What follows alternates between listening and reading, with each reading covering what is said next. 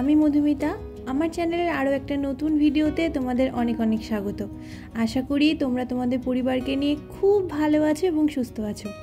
আজ যে ভিডিওটা তোমাদের সাথে শেয়ার করছি সেটা মোটামুটি 2-3 মাস আগে, মানে গত বছর ডিসেম্বর মাসে। এবার তোমাদের মনে হতেই পারে যে সেই শীতকালের ভিডিও এখনই ভরা গরমে কেন। আসলে পারিবারিক কিছু কারণের জন্য ভিডিওগুলো এডিট করে তোমাদের সাথে শেয়ার করা হয়নি, তবে তোমাদের আশীর্বাদ ও ভালোবাসায় এখন সবটা ঠিক আছে। তাই ভাবলাম আমি নিজের জীবনে যে আনন্দ মুহূর্তগুলো ক্যামেরাবন্দি করেছিলাম সেগুলো এবার একটা ভিডিওর মাধ্যমে তোমাদের সাথে শেয়ার করা যাক। তাই আজকে ভিডিওতে সেই বিশেষ দিনটার কিছু মুহূর্ত তোমাদের সাথে শেয়ার করি। দিনটা ছিল 12ই ডিসেম্বর, বৃহস্পতিবার। আর বিশেষ দিন এই জন্য বললাম কারণ আমাদের বাড়ির ছোট্ট সদস্যর আজকে জন্মদিন, মানে আজকে বোনের। আর যেহেতু এখন ভালোই ঠান্ডা পড়ে গেছে সেই জন্য মোটামুটি সকালটা আমাদের ছাদেই কাটে।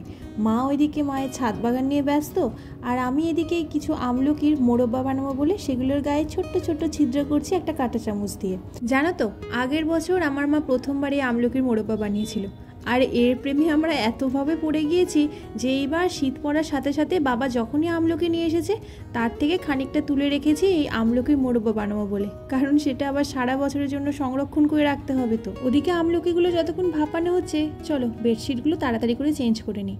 আমার এই ঘরটাতে জানো তো সারাদিন এত রোদ্দুর আসে, রাত্রিবেলা ঘরটা একদম গরম হয়ে থাকে।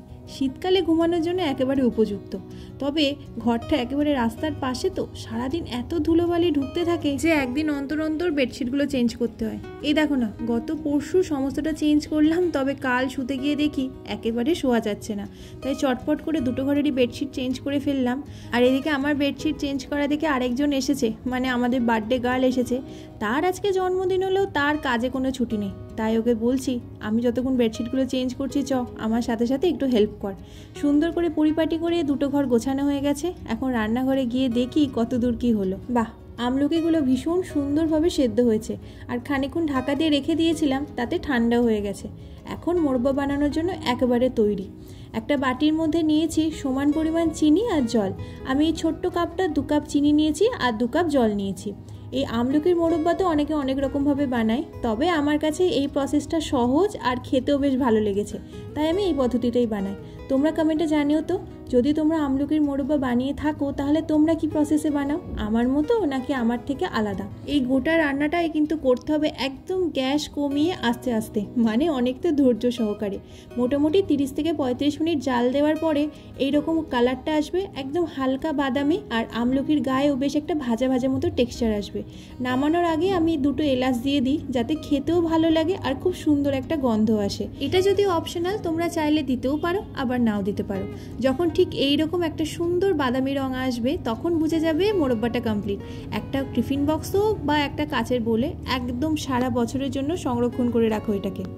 নিজের দাবিগুলোকে খুব সহজে মানিয়ে নেওয়ার একটা বিশেষ দিন হলো এই জন্মদিন, আর সেই সুযোগটারই সৎ ব্যবহার করেছে আমার বোন। অনেক দিন থেকেই তার ইচ্ছা ছিল বাড়ি থেকে একটু দূরে যে একটা নতুন রেস্টুরেন্ট কাম রিসর্ট টাইপের খুলেছে সেখানে ঘুরতে যাওয়ার, আর তা নিয়ে বেশ কিছুদিন ধরে কানের করে ঘ্যান ঘ্যান করলেও তেমন একটা পাত্তাও পায়নি।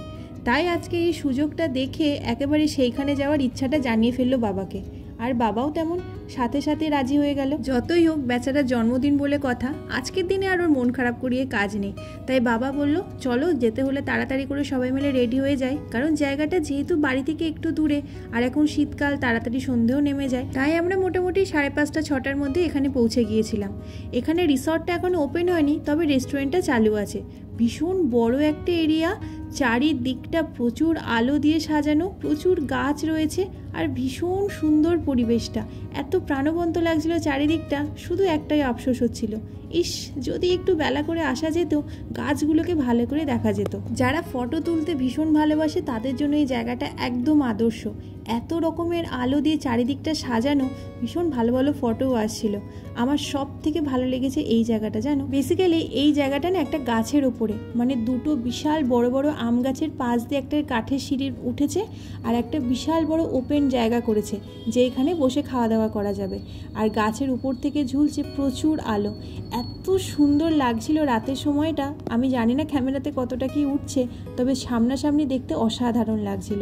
যেহেতু এখন শীতকাল আর তার মধ্যে প্রচুর শিশির পড়ছে, সেই জন্য আমরা এই ওপেন জায়গাটাতে বসে খাইনি, তবে গরমকালে এই জায়গাটাতে বসে আনন্দ করার জন্য একদম আদর্শ। অনেকক্ষণ এনাদের গোটা জায়গাটা ভালো করে ঘোরাঘুরি করার পর আমরা বসে পড়েছি এনাদের যে রেস্টুরেন্টে ছিল সেখানে। আর এখন মেনু কার্ড দেখে ফিক্স করা হচ্ছে কে কী খাবে। তবে আমি যে কোনো রেস্টুরেন্টে গেলে সবসময় ওনাদের স্টাফের কাছে জিজ্ঞাসা করি এখানকার স্পেশালিটি কী। এটা অবশ্য আমার মত যে তারাই হয়তো সবথেকে ভালো গাইড করতে পারে। আমরা যে রেস্টুরেন্টটাতে বসেছিলাম তার মাথার উপরে যেহেতু ছাউনি ছিল তাই শিশির পড়ার অতটা ভয় ছিল না, তবে এই চারিপাশের পরিবেশটা ছিল ভীষণ ভালো।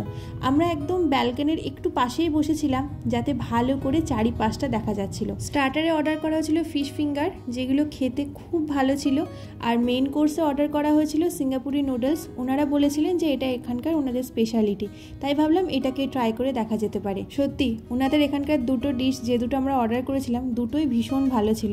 তার সাথে সাথে চারিপাশের এত সুন্দর পরিবেশ ছিল, তাতে মনে হচ্ছিল খাবারগুলোর স্বাদ যেন আরও বহুগুণ বেড়ে গিয়েছে।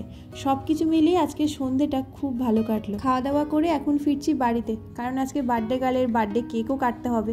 তাই খুব একটা বেশি সময় এখানে না দাঁড়িয়ে একটু তাড়াহুড়ো করেই ফিরছি। তবে গাছটাতে কেমন লেবু হয়েছে দেখেছো? এইরকম ধরনের জায়গায় আগে কখনো আসিনি ঠিকই, তবে আজকের এই নতুন অভিজ্ঞতাটা কিন্তু আমাদের প্রত্যেকেরই বেশ লেগেছে।